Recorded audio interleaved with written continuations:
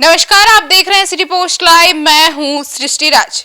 बिहार में एनडीए की अब प्रचार प्रसार शुरू कर दी है और इसकी शुरुआत पीएम मोदी ने की है। जी हां, पीएम ने आज मोबाइल की लाइट जलवा कर लोगों से यह पूछा कि क्या लालटेन की जरूरत है।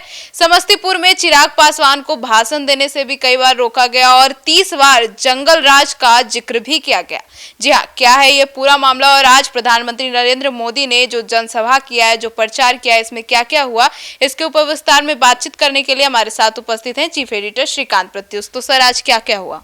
देखिए, प्रधानमंत्री नरेंद्र मोदी ने समस्तीपुर से अपने चुनाव अभियान की शुरुआत की और इस दौरान मंच से अनाउंसर ने केंद्रीय मंत्री चिराग पासवान का नाम भाषण देने के लिए बुलाया। तभी प्रधानमंत्री ने पास बैठे नीतीश कुमार की ओर इशारा करते हुए चिराग नहीं नीतीश भाषण देंगे रोक तो इसके क्या मायने हुए? अब तो रोक दिया। अब चिराग पासवान का अनाउंसर ने नाम अनाउंस कर दिया। भाई, समस्तीपुर तो एक तरह से चिराग का गढ़ है।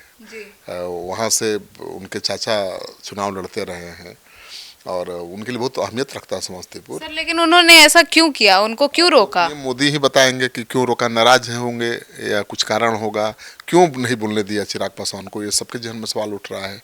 लेकिन इसका जवाब तो मोदी जी ही न देंगे कि अपने हनुमान से नाराज हैं या ये डर है कि हनुमान कुछ उल्टा पुल्टा बोल देंगे।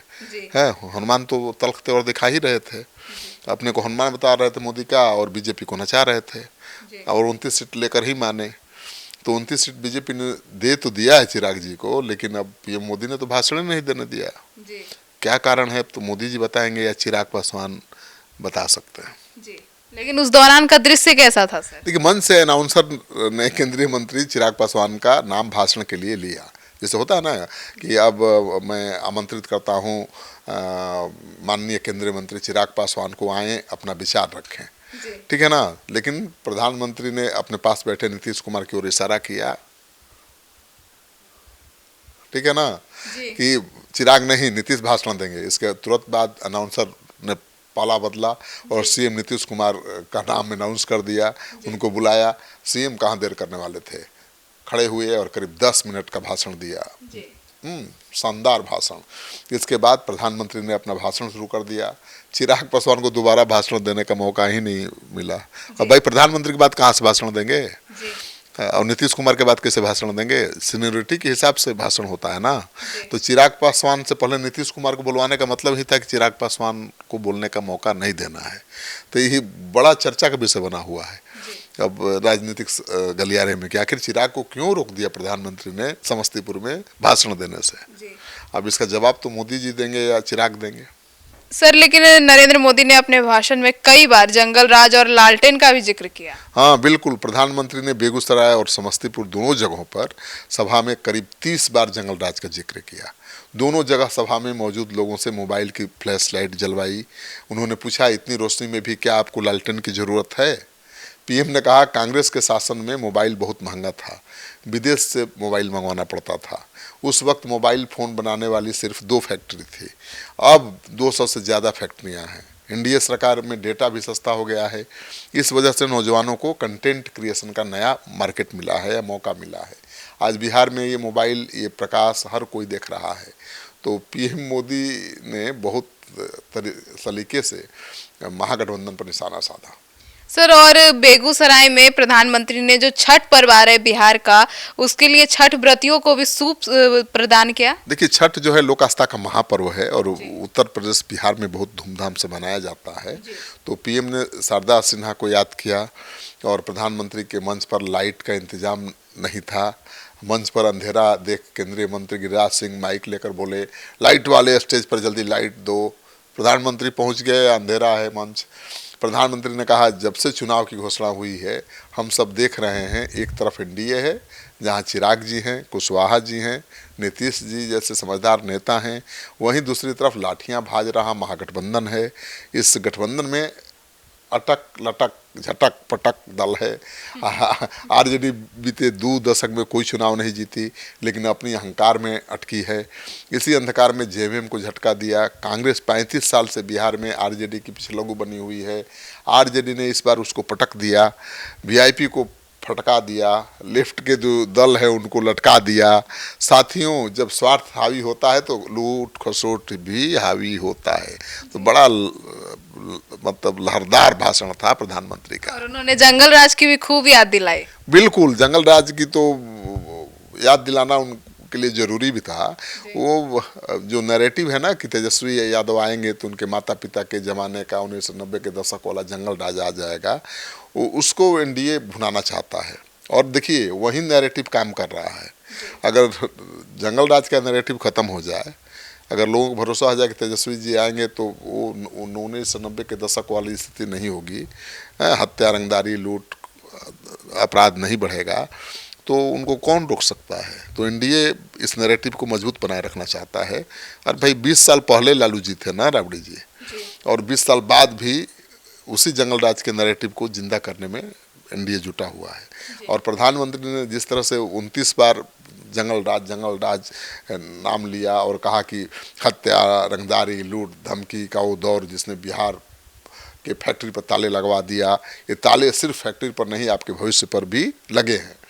बेगूसराय बरौनी को एक दशक पीछे कर दिया। जिस आरजेडी ने बिहार को पलायन का सबसे बड़ा दंश दिया, उसके नेता आज बड़ी बड़ी बातें कर रहे हैं।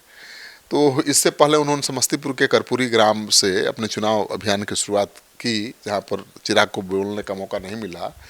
दूधपुरा में एनडीए के प्रत्याशियों के समर्थन में जनसभा को संबोधित भी किया। और अपने 45 मिनट के भाषण में पीएम ने 17 बार जंगल राज का जिक्र किया, समस्तीपुर में भी। तो जहाँ गए वो जंगल राज, जहाँ गए वो मोबाइल का लाइट जलवाई और लालटेन के बारे में पूछा। तो प्रधानमंत्री एक उस नैरेटिव को जो बना हुआ है पहले से लालू राबड़ी राज को लेकर, उसको और मजबूत करके गए हैं। जी सर, मतलब उस वक्त का दृश्य क्या था जब प्रधानमंत्री ने लोगों से मोबाइल की लाइट जलवा कर कहा कि क्या लालटेन की जरूरत है? हाँ देखिए, लोगों ने अपने मोबाइल की फ्लैश लाइट चालू की उनके कहने पर। बोले सब लोग अपना मोबाइल का फ्लैश लाइट चालू करिए। इसके बाद उन्होंने पूछा, इतनी रोशनी में भी आपको लालटेन की जरूरत है?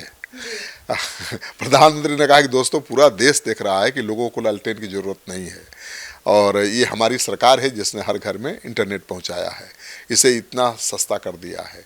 हाँ, दूसरे देशों में 1 GB डेटा 100-150 रुपये में आता है, लेकिन इस चाय वाले ने 1 GB डेटा को 1 कप चाय से ज़्यादा महंगा नहीं होने दिया।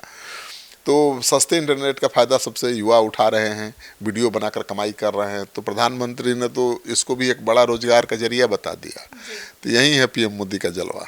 सर, तो मोदी जी ने एक नया नारा भी दिया है, तो वो नारा क्या है? देखिए, पीएम मोदी ने मन से नारा दिया है, नई रफ्तार से चलेगा बिहार, फिर आएगी एनडीए सरकार। जी। प्रधानमंत्री ने कहा, पूरा बिहार कह रहा है कि फिर एक बार एनडीए सरकार, फिर एक बार सुशासन सरकार, जंगल राज वालों को दूर रखेगा बिहार। पीएम ने नारा दोहराया और उन्होंने कहा कि आपका उत्साह देकर मैं कह सकता हूं कि नीतीश बाबू के नेतृत्व में एनडीए जीत के सारे पुराने रिकॉर्ड को तोड़ने जा रहा है। इस बार बिहार अब तक का सबसे बड़ा जनादेश देगा। उन्होंने नया नारा दिया, नई रफ्तार से चलेगा बिहार, फिर आएगी एनडीए सरकार। तो बड़ा मजेदार रहा मोदी का भाषण। सर, और नरेंद्र मोदी ने आरोप भी लगाया कि आरजेडी और कांग्रेस ने बिहार से बदला लिया है। आरोप क्या, निशाना साधा, तंज किया। उन्होंने कहा कि 2005 में अक्टूबर का महीना था जब बिहार ने जंगल राज से मुक्ति पाई थी, यानी नीतीश सरकार बनी थी। नीतीश जी के नेतृत्व में एनडीए का सुशासन शुरू हुआ था, लेकिन उस समय केंद्र में कांग्रेस आरजेडी की सरकार थी। बिहार की परेशानी बढ़ाने में बहुत अहम भूमिका निभाई, कोई कोर कसर नहीं छोड़ी। आरजेडी वाले आपसे बदला ले रहे थे कि आपने नीतीश कुमार की सरकार क्यों बनवाई। राजद वाले कांग्रेस को धमकाते थे कि अगर आपने नीतीश जी की बात मानी तो कोई प्रोजेक्ट दिया तो हम गठबंधन तोड़ देंगे। आरजेडी कांग्रेस पर हमला खूब किया प्रधानमंत्री ने, और कहा कि आरजेडी और कांग्रेस वाले क्या कह रहे हैं और क्या कर रहे हैं आपको मुझसे ज़्यादा पता है। हज़ारों करोड़ रुपए के घोटाले में ये जमानत पर चल रहे लोग हैं। मैं तेजस्वी और लालू की तरफ कहा, जो जमानत पर हैं वो चोरी के मामले में जमानत पर हैं और बड़ी बड़ी बातें कर रहे हैं। अब चोरी की आदत इनकी ऐसी है कि अब जननायक की उपाधि चोरी में जुटे हैं। मतलब तेजस्वी को जननायक कहते हैं आरजेडी वाले ना। तो उन्होंने कहा कि देखिए, चोरी के इतने आदी हो गए हैं कि अब जननायक कर्पूरी ठाकुर के अपमान से भी नहीं चूकते हैं और खुद को जननायक कहलवा रहे हैं। अब जननायक तो राहुल गांधी को भी कहते हैं कांग्रेस से। जी। हाँ, तो उसी पर उन्होंने निशाना साधा। राहुल गांधी को जननायक कहने पर। उन्होंने कहा कि संविधान के नाम पर गुमराह किया जा रहा है। कर्पूरी ठाकुर के दिखाए सामाजिक न्याय के रास्ते को एनडीए ने सुशासन का आधार बनाया है। डॉक्टर की पढ़ाई के लिए अखिल भारतीय कोटे में पहले पिछड़ों को, गरीबों को आरक्षण नहीं था। ये संविधान लेकर जो गुमराह करते हैं, तब ये हक नहीं मिलता था। एनडीए सरकार ने ही ये प्रावधान किए। तो प्रधानमंत्री मोदी ने जंगल राज के नैरेटिव को और मजबूत करने की कोशिश की। लालू राबड़ी के बाद उनके बेटे का राज आ जाएगा तो विकास रुक जाएगा, ये बताने की कोशिश की। मतलब मोदी ने डराया भी लोगों को खूब, बिहार के लोगों को। कह रहे भाई एनडीए नहीं आया तो फिर जंगल राज है, लूट खसोट अपराध, तो डराया एक तरह से। सर, तो कार्यकर्ताओं को टिप्स भी दी गई है। हाँ, टिप्स भी दिया। एक और जहाँ लठबंधन वाले एक दूसरे के खिलाफ लगे हैं, वहीं एनडीए के कार्यकर्ताओं को हरियाणा की तरह काम करना है। ठीक है, हर बूथ पर काम करना है। एलजेपी, जेडीयू, हम, बीजेपी, रालोसपा, सभी के नेता इस मंच पर हैं। एनडीए कार्यकर्ताओं को हर प्रत्याशी के लिए काम करना है। तो उनको जो डर है वो वाजिब है। डर ये है कि जिस तरह से सीट शेयरिंग को लेकर घटक दल आपस में तल्ख तेवर दिखा रहे थे, लड़ रहे थे, उससे उनके कार्यकर्ताओं में मैसेज गया है कि भाई सब एक दूसरे को नीचा दिखाना चाहते हैं, एक दूसरे के विरोधी हैं। तो ऐसे में हो सकता है कि जहाँ चिराग पासवान का उम्मीदवार हो, पासवान जमकर वोट कर दें, और जहाँ जेडीयू का उम्मीदवार हो तो उसके खिलाफ वोट कर दें या आरजेडी का साथ दे दें। ऐसा खतरा है।